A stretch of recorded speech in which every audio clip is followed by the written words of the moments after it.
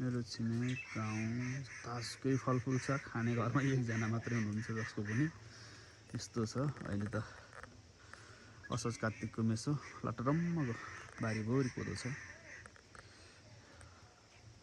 यस्तो छ अवस्था, निकै दयनीय छ अवस्था जतासुकै हेर्दाखेरि। यो मेरो घर हो, मेरो घर यत्रो स्कुल लिने घर छ, बस्ने बाबा आमा मात्रै हो। कस्तो आउने यस्तो छ। पुरै फलफुलका बुट्टाहरू यस्तो छ, होला भेग अम्बा लटरम्मै फलेको अवस्था छ।